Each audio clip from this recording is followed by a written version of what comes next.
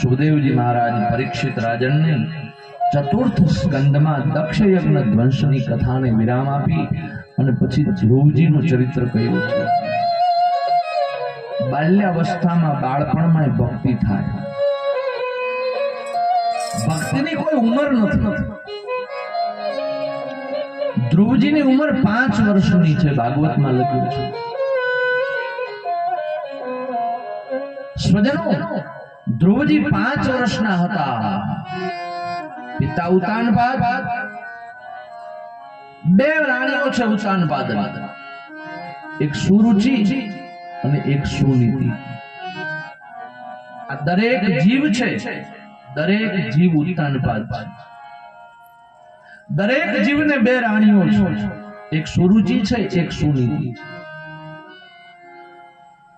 સુરુચિ છે એ ભોગનું પ્રતીક છે, સુનીતિ છે એ ભજનાનંદનું પ્રતીક છે. આ જીવની સામે 2 વિષયો આવે છે, એક ભોગ અને બીજું ભજન. પણ આ જગતનો જીવ ભોગમાં વધારે ફસાય છે, ભજનને ભૂલે છે. અને એટલે ઉતાનપાદ પણ ભાગવતજીમાં ધ્રુવ ચરિત્રમાં કહ્યું છે, ઉતાનપાદને વધારે રાણી કઈ ગમે છે? તો સુરુચિ વધારે ગમે છે.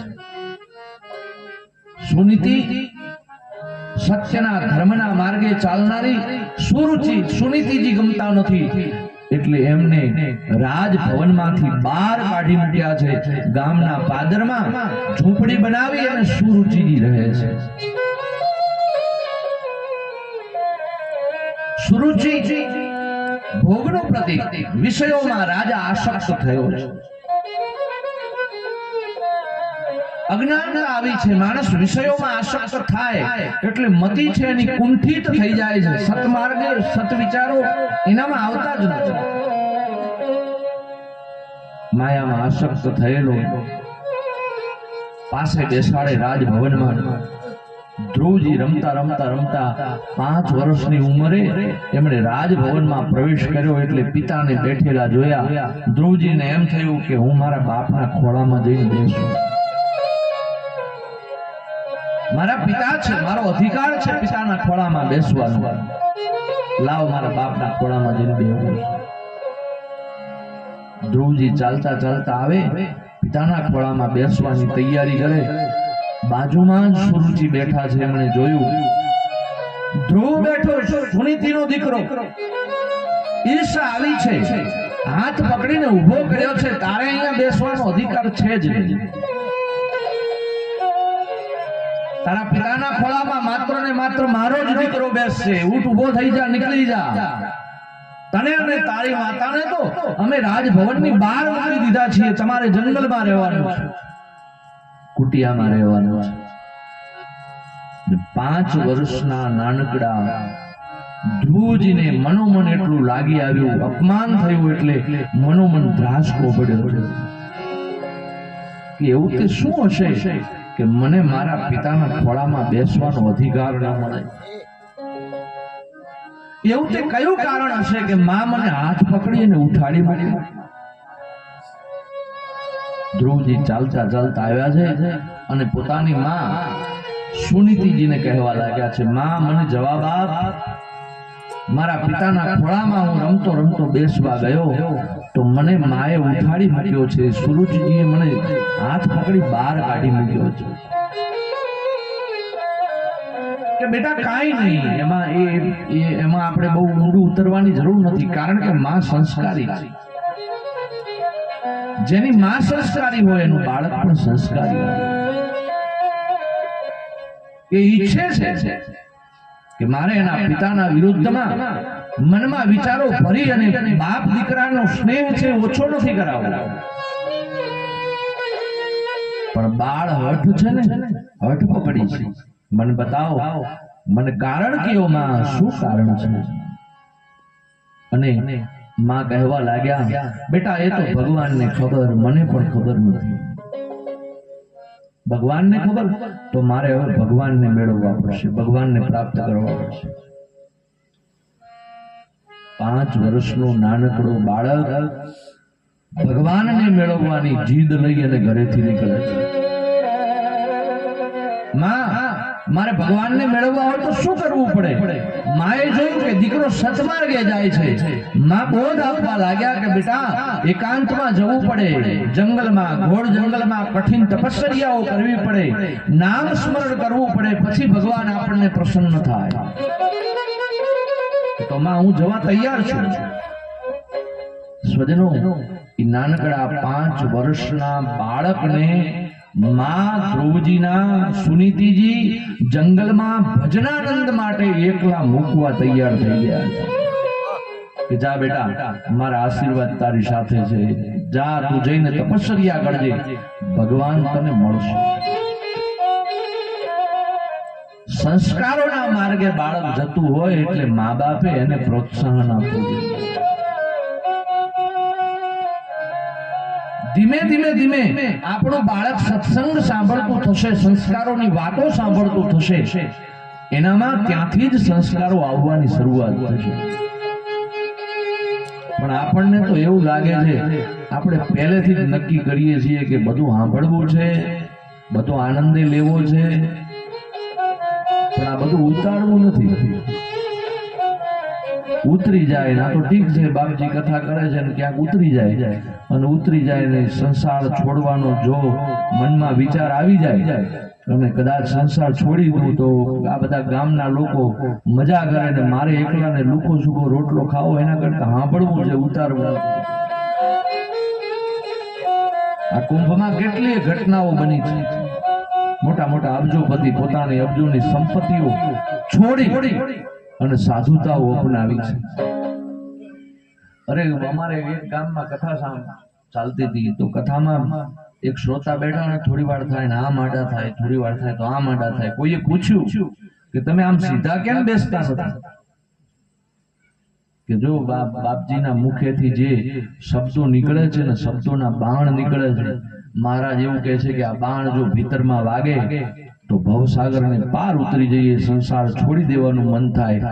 એટલે બાણ છૂટે ને એ આવતા હોય એટલે બરાબર સામે આવે એટલે હું આમ નમી જાઉં છું, બાજુથી નીકળી જાઉં, આ બાજુથી આવે તો આમ નમી જાઉં. એના મય આપણે થતા નથી સ્વજનો. પરમાત્મા મય થવાનું છે, પરમાત્મા મય ખાલી થવાનું. સંસાર છોડવાની કઈ વાત છે જ નહીં. સંસારીના ઘરે જ પરમાત્મા મળ્યા છે. સંતોને મળ્યા એ તો અલગ વાત, પણ જેને સંસારમાં રહીને ભક્તિ કરી છે એને પ્રભુ મળ્યા છે. અરે પરમાત્માએ આવીને અવતારો લીધા છે, અવતારો લીધા છે, પણ આપણને તો વૈરાગ લાગે જ નહીં. એક ભાઈની કથા સાંભળવાની ટેવ, એટલે એક મહારાજ રાખેલા, રોજ આવે, કલાક કથા સંભળાવે, એક જ જણ સાંભળનાર, અને કથાનો ક્રમ રોજ તૂટે નહીં. 2 મહિના 4 મહિના કથા સાંભળવાનો ક્રમ ચાલ્યો. 2-4 મહિના પછી ક્યાંક બહાર જવાનું થયું એટલે બાપજીને કહેવા માંડ્યા કે બાપુ, કે બોલે શું? કે મારે હવે 2-3 દિવસ બહાર ગામ જવાનું છે ને આ કથાનો સાંભળવાનો ક્રમ છે મારે તોડવો નથી, કથા ચાલુ રાખવી. કે તો મારા બદલે, તો કે તમારા બદલે એક કામ કરો, તમે તમારા દીકરાને 2 દિવસ બેસાડજો, એ કથા સાંભળશે તો કથાનો ક્રમ નહીં તૂટે. કે મહારાજ બીજો કોઈક રસ્તો બતાવો, કારણ કે દીકરાને તો હું કથા સાંભળવા નહીં બેહાડું. કે કારણ શું? કે તમે તો કેવી વૈરાગની વાતો કરો છો, અને ક્યાંક રખે ને 2 દિવસમાં મારા દીકરાને વૈરાગ્યની વાતો લાગી જાય ને સાધુ થઈ જાય તો હું તો દીકરો હાથથી કોઈ બેસું. મહારાજ કે તમે 3 મહિનાથી સાંભળો છો, હજી તમારું રૂવાડું ફરક્યું નથી, છોકરાને 2 દિવસમાં ક્યાંથી લાગી જશે? વૈરાગ્ય છે સ્વજનો, એ અંતર મનથી લગાડવાનો છે. સૌએ સંસારમાં રહી અને સંસારની જે જવાબદારીઓ આપણી માથે આવી પડી છે એનો નિભાવ કરતા કરતા કરતા કરતા ભગવાનનું ભજન કરવાનું છે. નીતિથી જીવવાનું છે, ધર્મમય જીવન રાખવાનું છે. ધર્મ કાર્ય થતું હોય ત્યાં આનંદિત થવાનું છે.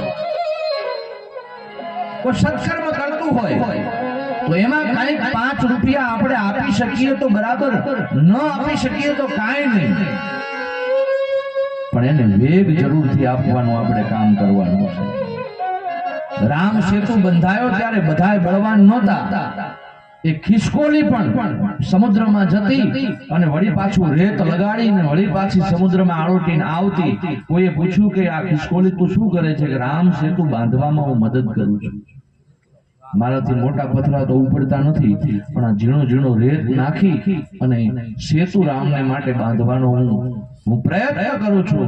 એમ રામ ક્યાંક રામ કાર્ય થતું હોય તો સ્વજનો આવો રામ સેતુ બાંધવાની તમે તૈયારી રાખજો. તો પરમાત્મા છે એની એ સૌથી મોટી ભક્તિ. આપણે કઈ કરી ન શકીએ તો કાંઈ નહીં, કઈ આપી ન શકીએ તો કાંઈ નહીં, પણ ધર્મ કાર્ય થતું હોય, કોઈ ભગવાનનું કાર્ય લઈને નીકળે તો એને સારા વિચારોથી એની સાથે જોડાય. નહીતર સમજી લેજો કે તમે શું છો.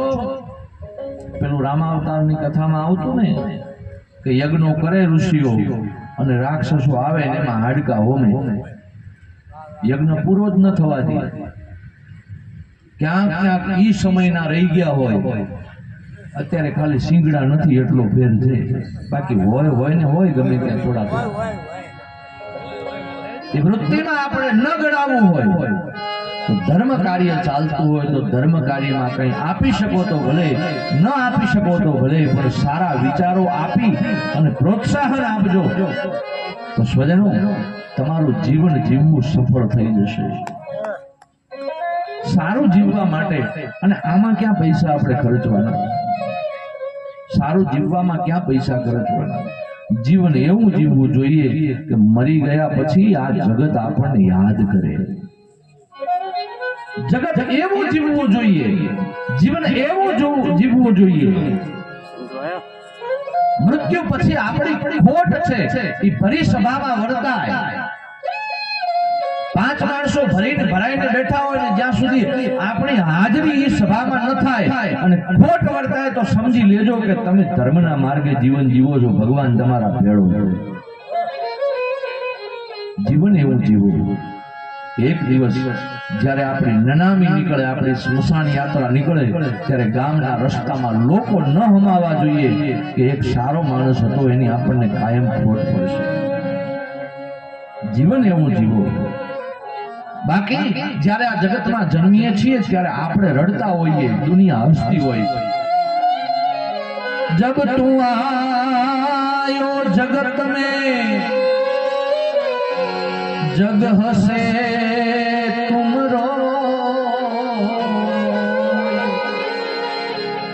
જ્યારે આપણે દુનિયામાં જન્મ ધારણ કરીએ છીએ ત્યારે પહેલું આપણે રુદન કરીએ છીએ અને જગત છે પ્રસાદ વેચતી હોય, મીઠાઈ વેચતી હોય, અમારા ઘરે બાળકનો જન્મ થયો છે એવું વિચારતા હોય. જબ તું આયો જગત में जग हसे तुम रोए, पण करनी ऐसी कर चलो तुम हसो जग रो.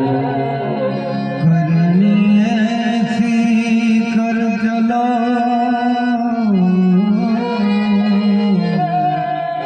तुम हसो. જગતની વિદાય લીધો અને દુનિયા માથા પછાડીને રડતી હોય, સમજો તમારું જીવન સફળ થઈ ગયું. ભક્તિ માર્ગે જનારા માણસોને પ્રોત્સાહન આપવાની જરૂર છે.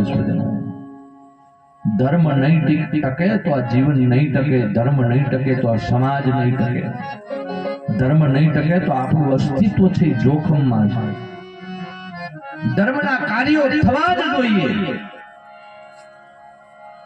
ઘરમાં થવા જોઈએ, સમાજમાં થવા જોઈએ, ગામમાં થવા જોઈએ. ધર્મ કાર્ય નિરંતર ચાલુ રહેશે ત્યાં સુધી આ જગતમાં આપણને કાંઈ વાંધો નથી.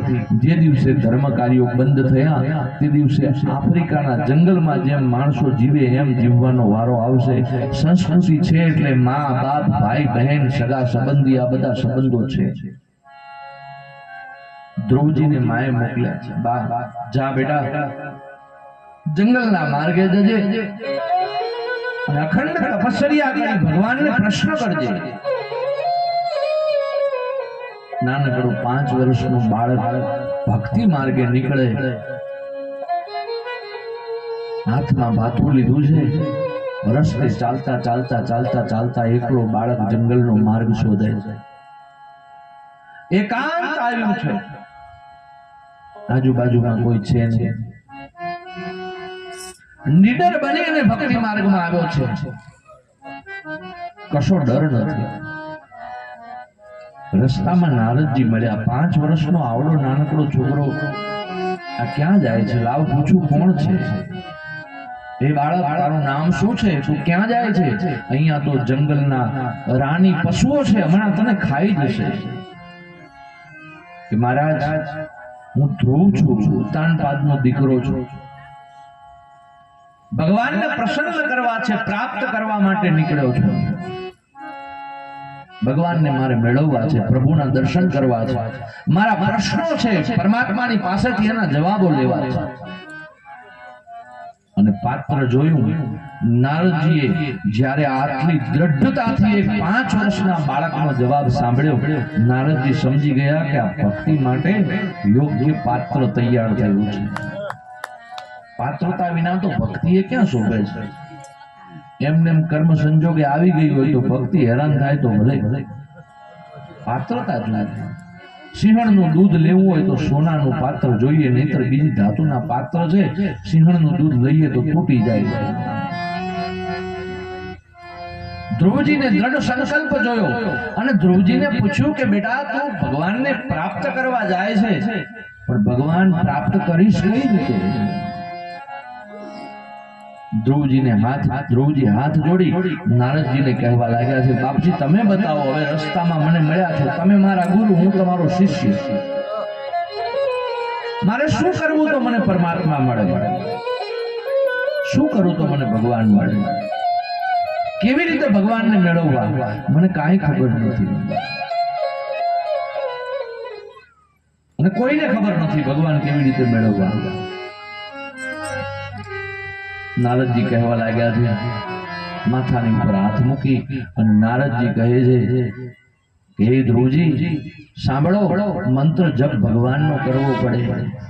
અને મંત્ર જપ કરતા કરતા કરતા કરતા આપણે જ્યારે ભગવાનમય થઈએ છીએ, ત્યારે પ્રભુ, આપણે દેહ ભાનને ભૂલી જઈએ છીએ, ત્યારે ભગવાન આવી અને આપણને મળે છે, સામે દર્શન આપે. તો તમે મને મંત્ર આપો, તમે ગુરુ થાઓ, અને તમારો મંત્ર લઈ અને હું જંગલમાં તપસ્યા કરી ભગવાનને મારે મેળવવા છે. મંત્ર જપ આપ્યો છે નારદજીએ. નારદજી ગુરુ થયા છે. ભક્તિ ગમે એટલી કરો, ભજન ગમે એટલું કરો, માળા ગમે એટલી ફેરવો, મંત્રો ગમે એટલા બોલો, પણ જ્યાં સુધી સદગુરુ ધારણ નહીં કર્યા હોય ત્યાં સુધી આપણને પ્રભુના દર્શન નહીં થાય છે. મંત્ર, માળા અને મૂર્તિ ત્યારે જ આપણને ફળ આપે છે જ્યારે આપણી ઉપર કોઈ સાચો સદગુરુ હોય, જેના પ્રત્યે આપણી સાચી નિષ્ઠા હોય, જેના ચરણોમાં આપણું મસ્તક જોતાની સાથે આપોઆપ ઝૂકી જતું હોય. એના મંત્રની પ્રેરણા લઈ અને ભગવાનની ભક્તિ કરજો. પ્રભુ આવે છે, આવે છે અને આવે છે, પણ ગુરુ બિન જ્ઞાન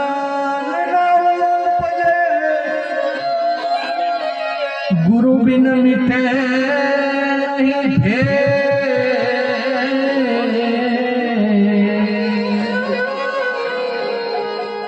ગુરુ બિન જ્ઞાન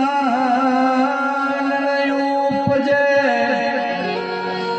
ગુરુ બિન મીઠે નહીં ભેદ,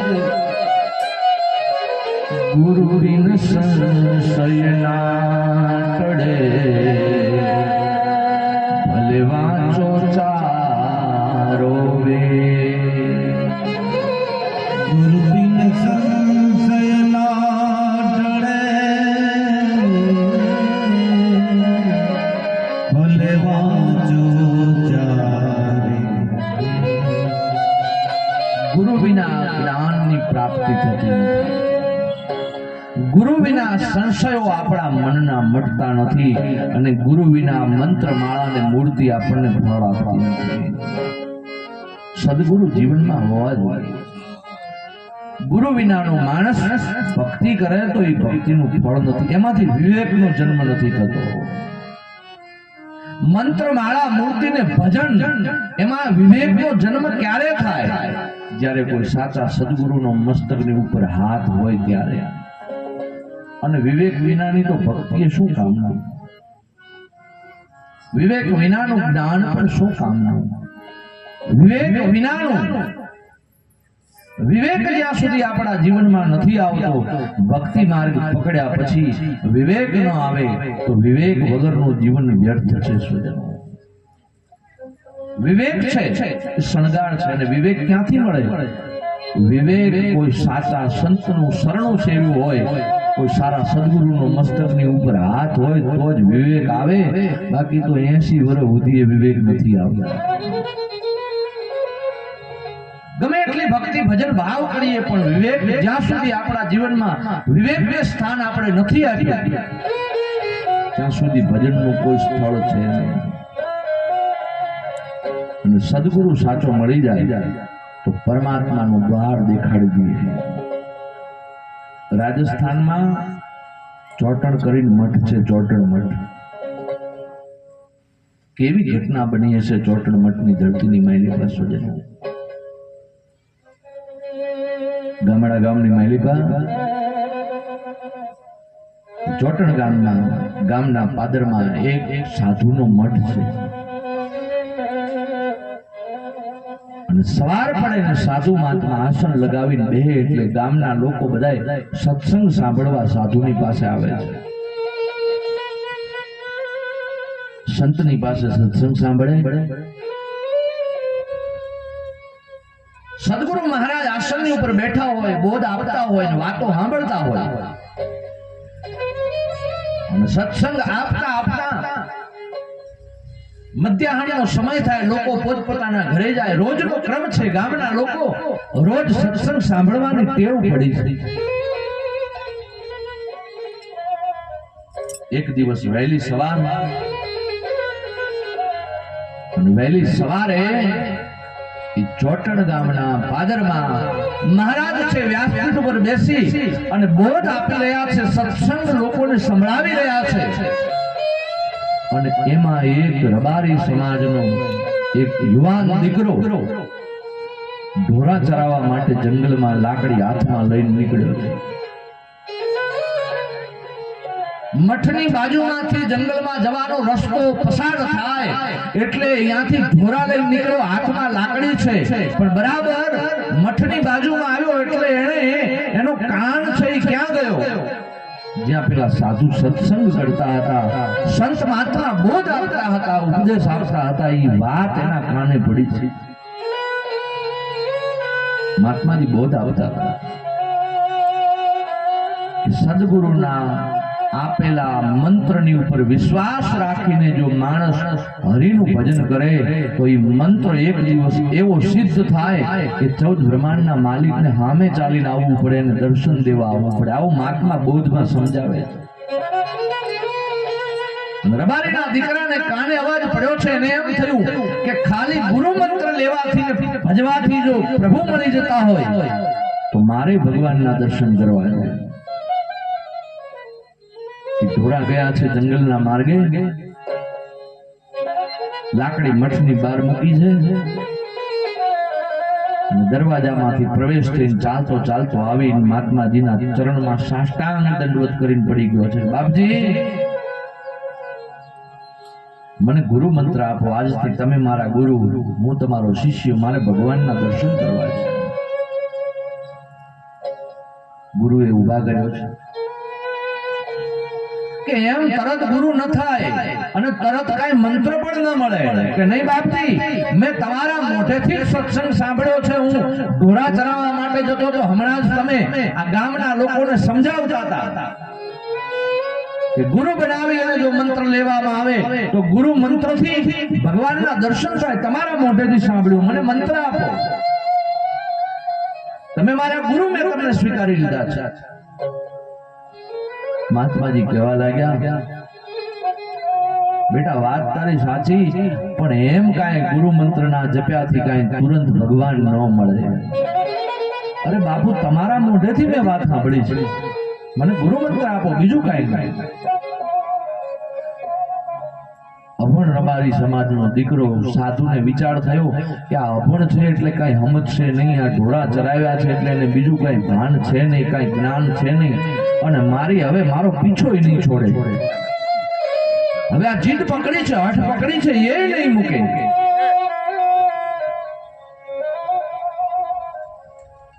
ગુરુએ તો કહી દીધું છે કે તારે ભગવાન મેળવવા છે. બોલે હા. કે ગુરુ મંત્ર જોઈએ? કે હા. એક કામ કર, અહીંથી જંગલમાં જા, સિંગતરાનું દોરડું બનાવજે, અને કોઈ અંધારીયો કૂવો હોય અવાવરો, એક છેડો તારા પગે બાંધજે, એક છેડો કિનારા ઉપર બાંધીને એમાં ઊંધો લટકી જજે. આ મારો ગુરુ મંત્ર છે, તને ભગવાન મળી જશે. જા.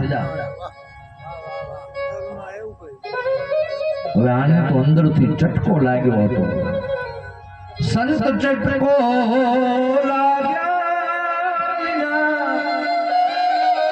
કીરી છે કીર્તાર, સંત ચટકો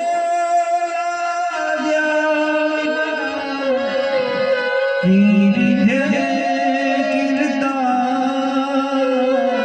ઈડતી ભમરી બને કોણ મરને કેટલી વાર, ઈડતી ભમરી બને નરને કેટલી. બાપજી આટલો જ ગુરુ મંત્ર? કે હા આટલો જ ગુરુ મંત્ર છે. અને પછી તો ચેલો એમ કહેવાય ચેલો ત્યાંથી નીકળ્યો, ઘોડ જંગલની માયલી પર આવ્યો છે. અવાવરો કૂવો એને ગોત્યો છે, તળિયામાં પાણી નથી, સાપ ફૂફાડા મારે છે, સર્પના એકલા દર છે, અને વનવગડામાંથી સિંગતરો એને શોધ્યો છે, એનું દોરડું બનાવ્યું છે. આ બનેલી સત્ય ઘટના છે, આ સત્ય ઘટનાનો પ્રસંગ છે.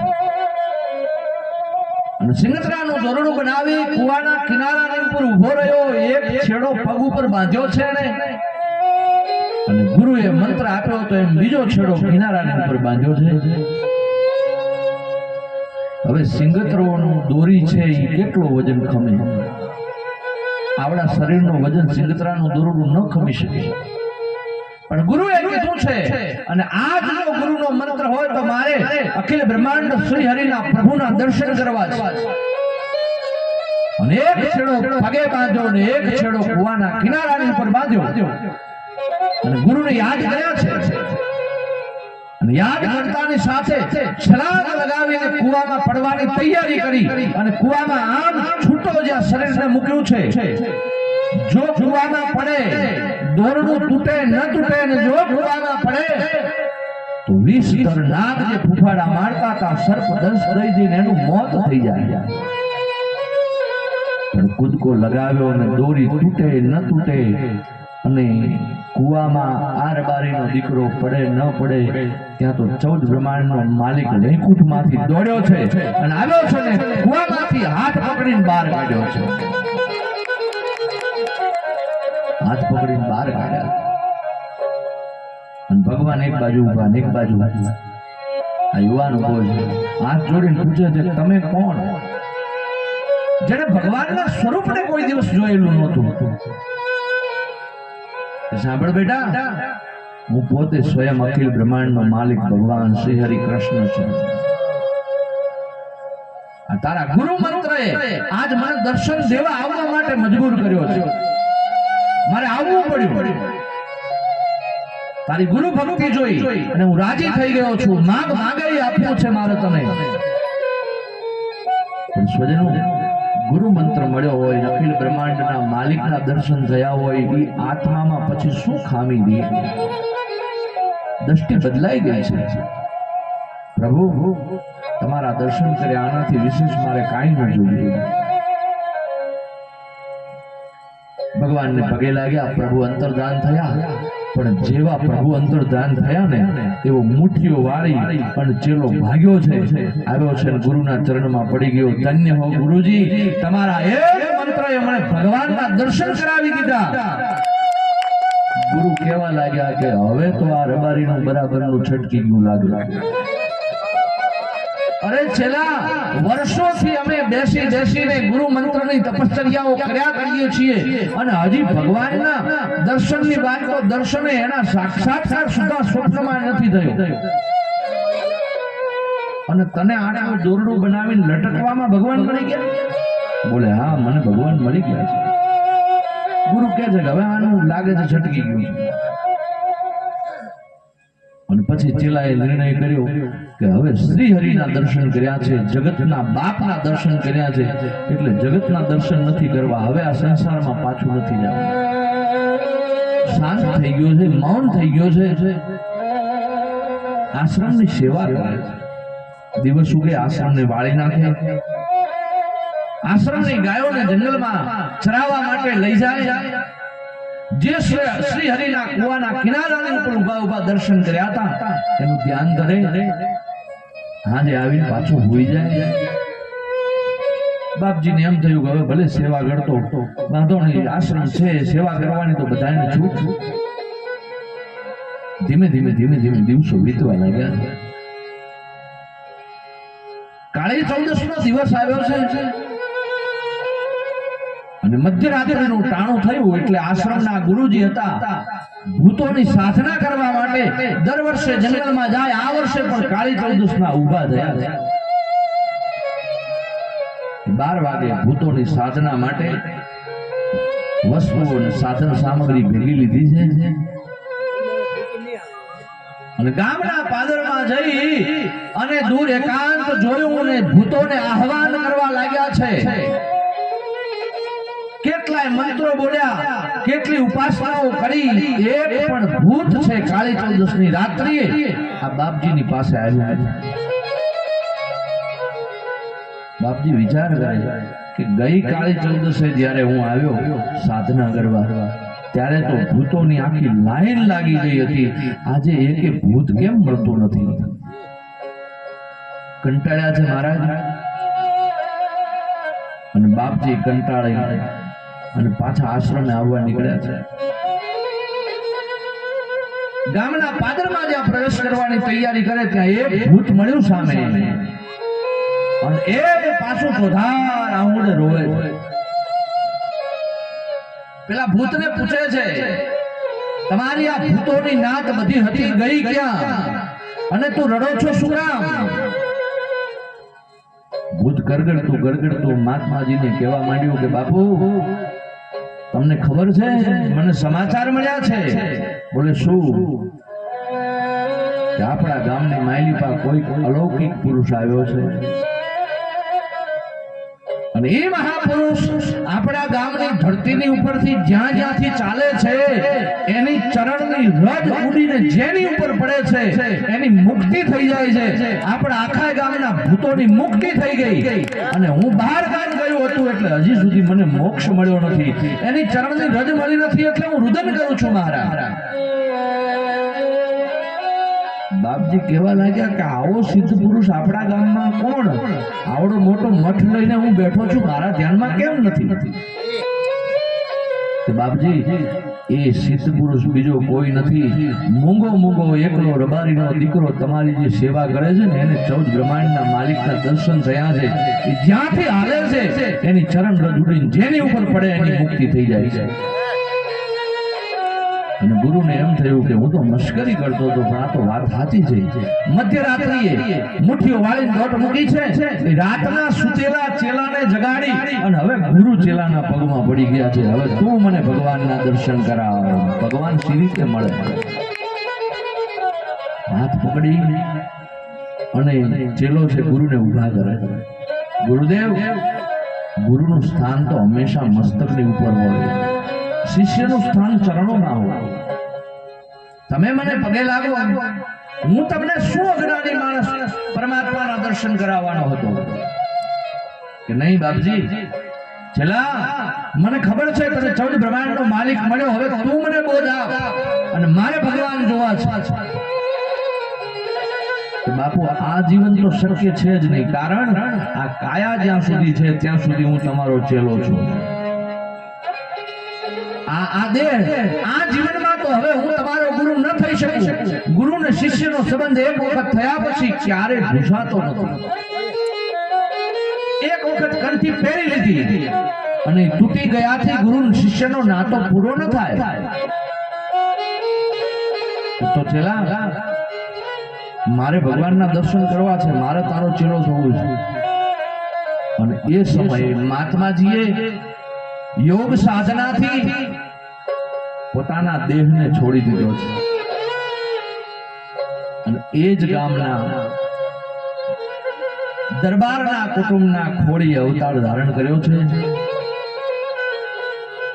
પૂર્વ જન્મના યોગના સંસ્કારોના કારણે પૂર્વ જન્મનું જ્ઞાન હતું અને બીજો જન્મ ધારણ કરી અને ગુરુ છે એ પછી ચેલા પાસે આવ્યા છે. હવે ચેલા તું મને હવે મારો ગુરુ થા ને હવે મને દર્શન કરાવ. સ્વજનો ઈ જ ચોટણ મઠના જેને આપણે ભાવપુરી, શેખપુરી ને ડુંગરપુરીના નામે ઓળખીએ છીએ, એ જ મહાત્મા જે રબારીના દીકરાએ ગુરુ મંત્રથી 14 બ્રહ્માંડના માલિકના જેને દર્શન કરી લીધા હતા. આ ગુરુ ભક્તિનો પ્રભાવ છે સ્વજનો. સ્વજનો આ ગુરુ ભક્તિનો પ્રભાવ છે. ગુરુ ચરણમાં સ્નેહ જો જાગે તો કાળિયા ઠાકરની હાથે ગુરુચરણના સ્નેહની પ્રીતિ છે એ 14 બ્રહ્માંડના હાથે એનો પ્યાલો, એની પ્યાલી, એની રસ છે એ પીવો પડે. એવી પ્યાલી પીધી મેં તો મારા ગુરુજીના હાથે. એવી પ્યાલી પીધી ગુરુજીના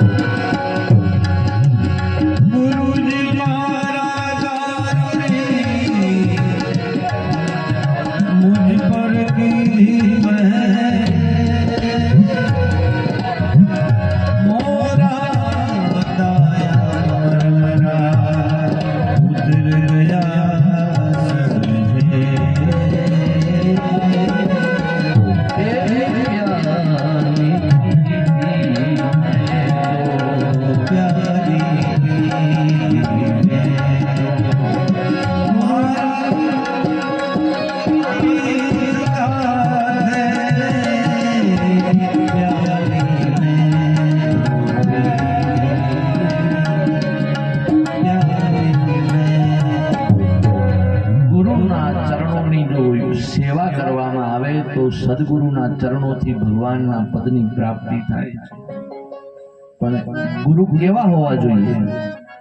ગુરુ એસો કીજીએ જૈસો પૂનમ કો ચાંદ, गुरु ऐसो कीजिए जैसो पूनम को चांद।